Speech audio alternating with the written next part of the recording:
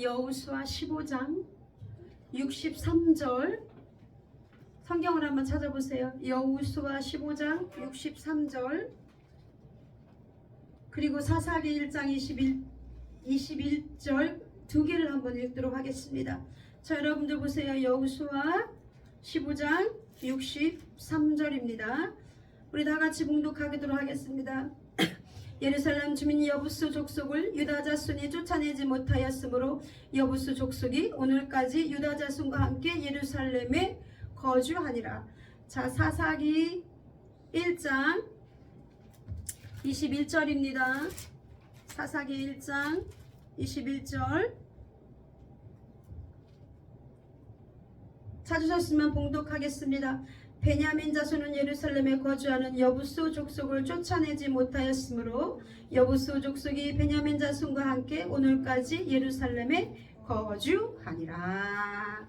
아멘 아멘. 자, 오늘은 여부수족에 대해서 여러분들과 함께 은혜를 나누고자 합니다. 자꾸 시간 빨리 끝나라고 뭐라고 하지 마세요. 불경주의입니다. 자, 오늘 말씀, 목사님 말씀 잘 들어서 승리하는 여러분들 되기 원합니다.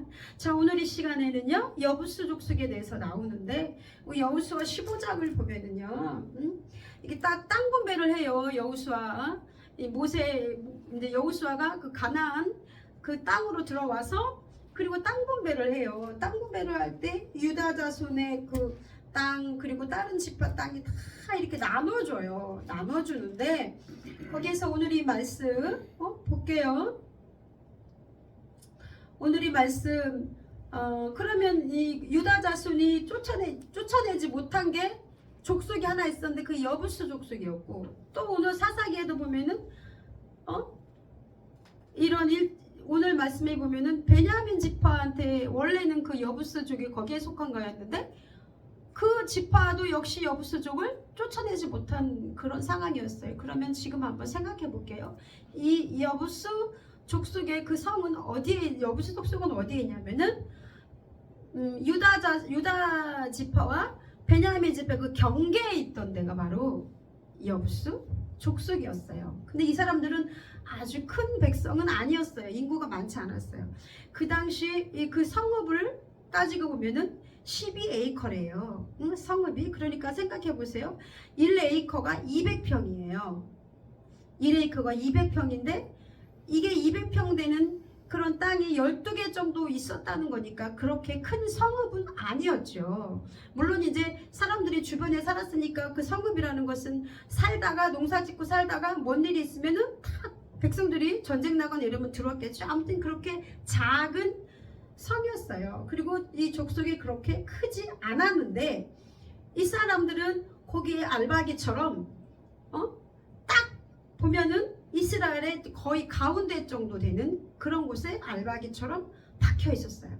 그리고 우리 하나님께서 처음에 너희가 가나안 7 족속이 있다고 그랬잖아요. 그 족속을 다 멸하라. 하나님께서 그렇게 멸하게 하시겠다고 그 명령하신 건데, 읽다 보면은 거의 다 이렇게 점령하긴 했지만 이런 여부수 족속 같은 경우는 쉽게 멸하지 못한 그 요새에 있는데도, 그 바로 알바기에 있었는데도 그런 곳이 바로 여부수 족속이었어요. 자, 그러면은요 여부수는 어떤 곳이었냐면, 왜 그래서 그러면은 이 사람들이 여부수 그 족을 멸하지 못했느냐. 보겠습니다. 그 이쪽에 동쪽으로 보면은 그 기드론 골짜기가 있어요. 깊은 골짜기가 있고요. 그리고 산등성이에 아주 높은 지역에 있었는데 거기서 5개의 산이 이렇게 몰려서 이렇게 있는 그런 곳이 있었어요. 이렇게 몰려 있는 곳이었어요. 그래서 지중해로부터 이쪽에 왼쪽에 지중해로부터는 해발 한 800m 정도 되고요. 그 밑에 쪽에 사해 그로부터는 1200m 되는 곳이 바로 여부수족이 살던 그곳이었어요. 그러니까 어때요?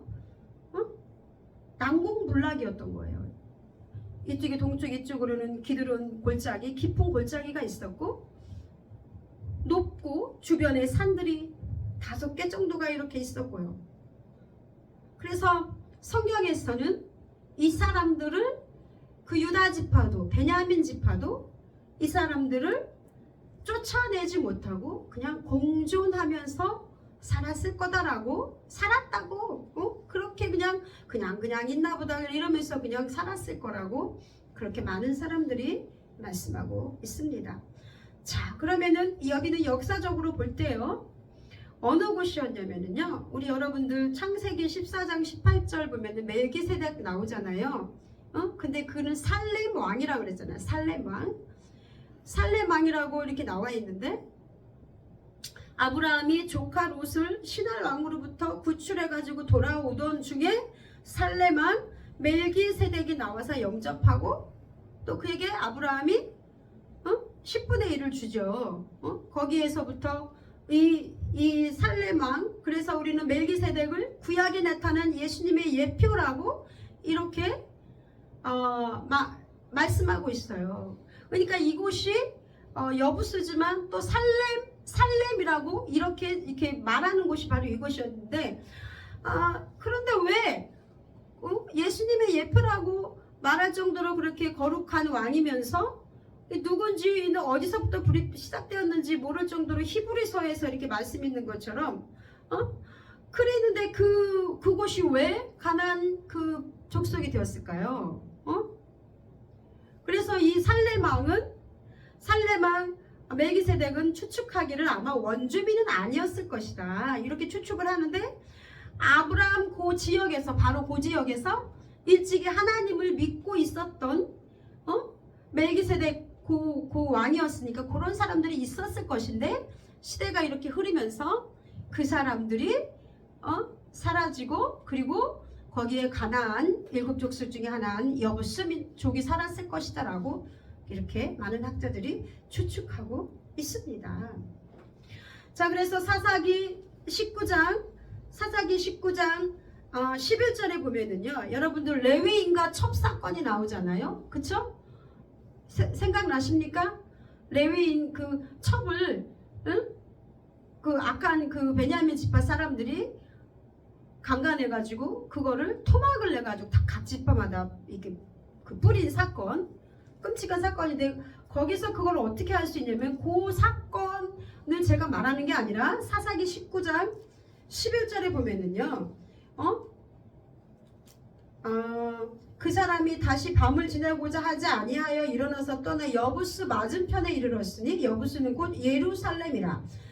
안장 지운 나귀 2마리와 첩이 그와 함께 하였더라. 그들이 여부스에 가까이 왔을 때 해가 지려 하는지라 종이 주인에게 청하건대 우리가 돌이켜 여부스 사람의 이 성읍에 들어가서 유숙하십시다 하니 주인이 그에게 이르되 우리가 돌이켜 이스라엘 자손에게 속하지 아니한 이방 사람의 성읍으로 들어갈 것이 아니니 기부하러 나아가리라 하고. 그러니까 제가 말했지만 여부스는 그렇게 공존하면서 살았던 땅이 바로 여부스 족속이었다 라고 이렇게 추측해 볼 수가 있는 것입니다. 자, 그런데 여러분 잘 들으셔야 돼요. 제가 말했지만 지형적으로는 베냐민 지파와 유다 지파에 붙어있는 그 경계선에 있었고요. 양 지파 사이에서 이스라엘 그 민족들이 쫓아내지 못하고 그렇게 공존하고 살았던 사람들이 바로 여부스족이었습니다. 그로부터 몇 년이 흘렀어요? 400년이 흘렀어요. 그런데 그 여부스족을 누가 정리합니까? 다윗이 정리합니다. 자, 다윗은 이제 헤브론 유다 지파 땅 그 헤브론을 중심으로 성읍을 세우려고 했어요. 이스라엘이 통일되고 나서. 그런데 아무리 생각해봐도 치우쳐 있잖아요. 이쪽에 남쪽에. 그런데 그 중간이 어디였냐면은 바로 여부스였어요. 그래서 사사기에서는 여부스 그 호칭이 여부스 그 족이 살던 그곳이 여부스고 또 다윗이 그곳을 점령하고 나서는 다윗성 시온성이라고 하고요. 그리고 그의 호칭이 예루살렘 성으로 바뀌는 거예요. 그런데 다윗이 보니까 그곳이 너무 지형적으로 난공불락이긴 하지만 여기가 너무 좋은 곳인 거야. 왜냐면은 이거는 이렇게 언덕으로 돼 있어가지고 이방 민족이 쳐들어왔을 때 그 성을 함부로 칠 수 없는 그곳이 바로 여부수 그런 성이었는데, 마찬가지로 그곳을 본인들이 하나님의 말씀에 순종해서 말씀대로 그 성을 취했을 때, 그랬을 때는 얼마나 큰 역할을 하겠습니까? 그렇게 좋은 곳이었어요. 그런데도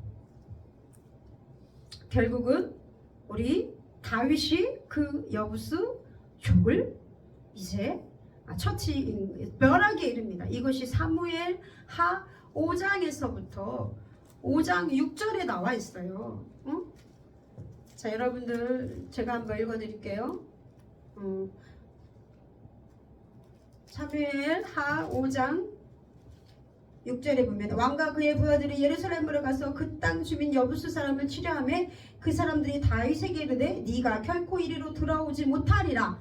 맹인과 다리 저는 자라도 너를 물리치리라 하니 그들 생각에는 다윗이 이리로 돌아오지 못하리라 함이나 다윗이 시온 산성을 빼앗았으니 이는 다윗 상이더라. 그날에 다윗이 이르기를 누구든지 여부수 사람을 치거든 물기 있는 데로 올라가서 다윗의 마음에 미워하는 다리 저는 사람과 맹인을 치라 하였으므로.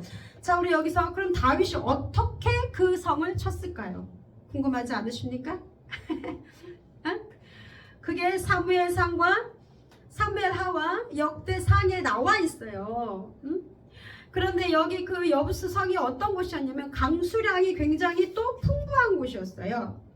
그래서 1년 강수량이 600ml가 나왔 정도가 겨울에 한꺼번에 그렇게 비가 내렸대요.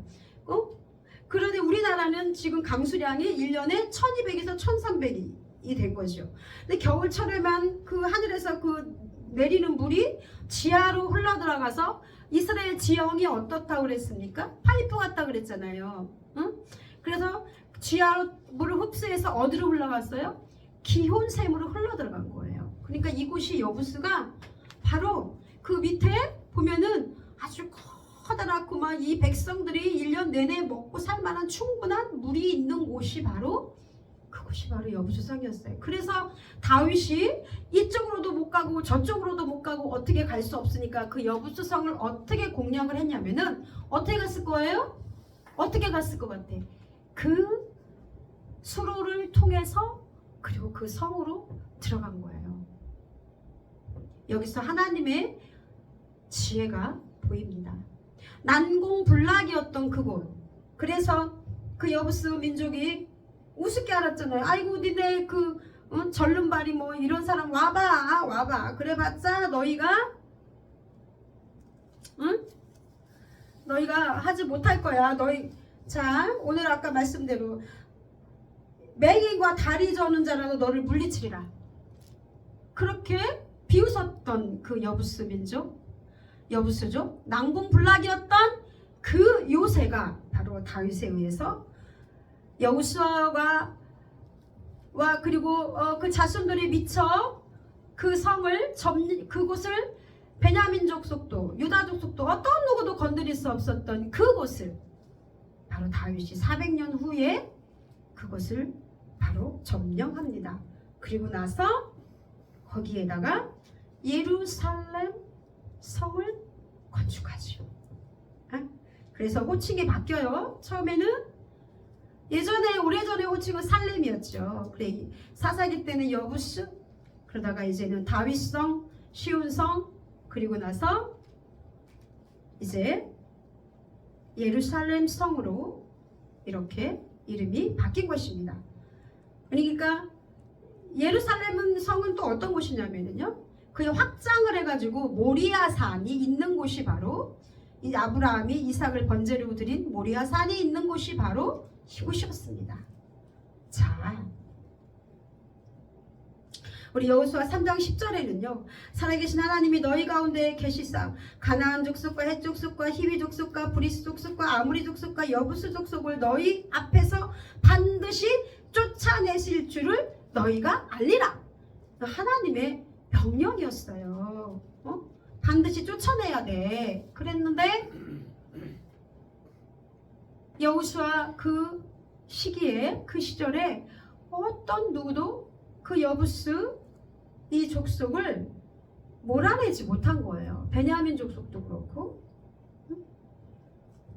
자, 여러분들, 그래서 이들은 끊임없이 그 이스라엘 민족의 그 가운데 있으면서 이들을 괴롭히는 사람이 그 족이 된 것입니다. 제가 오늘 왜 이 이야기를 할 것 같아요? 여러분, 우리의 삶 속에서도, 우리의 성품 속에서도, 우리의 육체적인 어떤 그런 자아 속에서도 이 여부수족이 살아있는 거예요.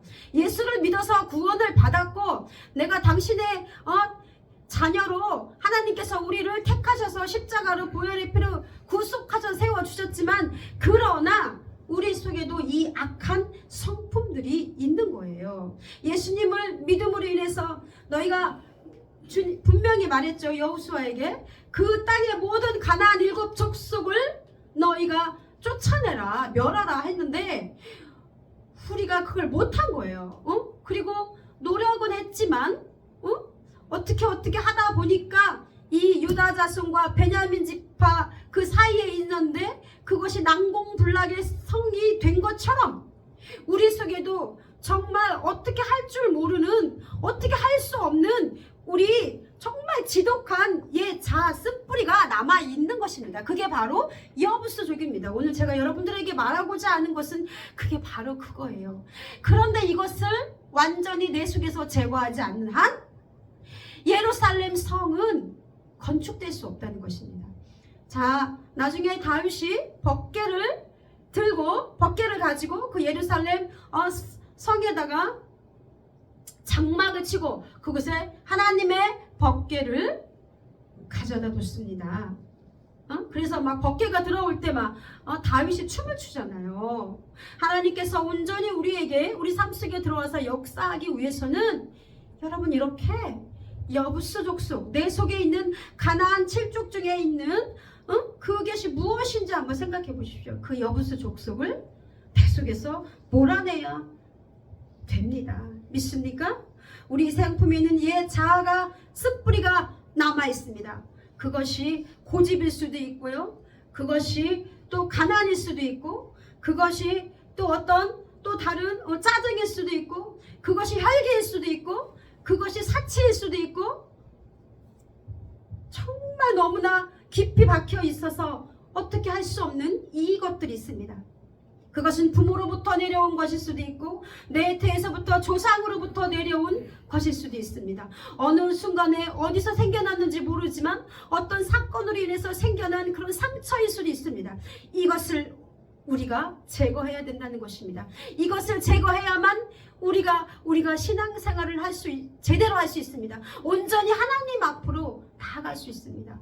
가끔씩 이런 성품들은 우리를 두렵게 하고, 우리를 짜증나게 하고, 우리를 감사하지 못하게 하고, 우리를 힘들게 하고, 우리를 우울하게 하고, 우리를 극심한 절망 가운데 빠뜨리게 하고, 우리를 실패하게 하고, 우리를 가난 가운데 놔두기도 하고, 그렇게 사단의 무리는, 이런 악한 습성은 우리를 끊임없이 괴롭힙니다.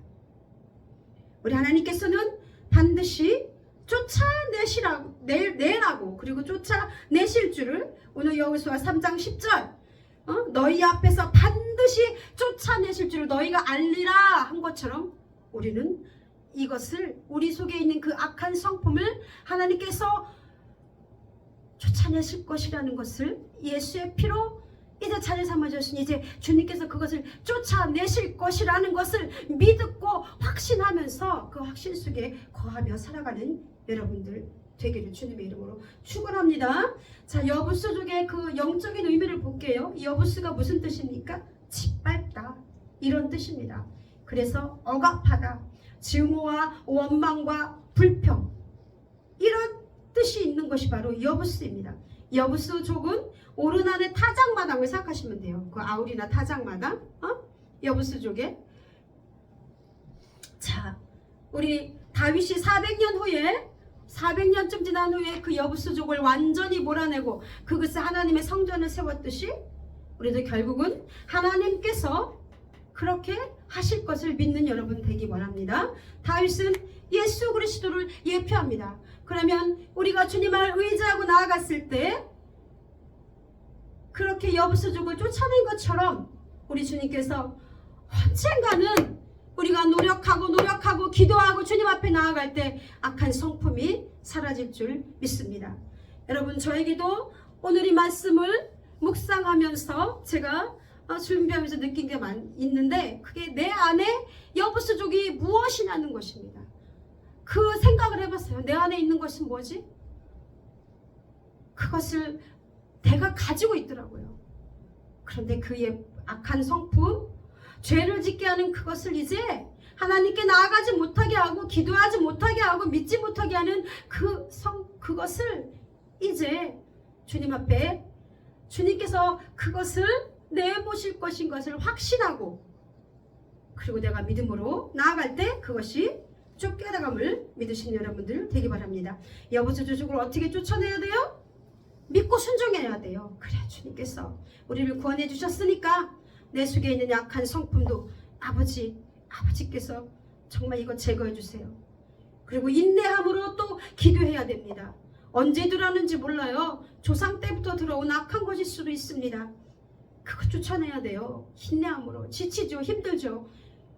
그러나 그것을 확신을 가지고 기도함으로 쫓아낼 수 있어야 합니다. 그리고 하나님의 지혜를 구해야 합니다. 하나님, 제가 어떻게 해야 이 악한 것들을 쫓아낼 수 있을까요? 다윗은 그 소로를 통해서 들어갔잖아요.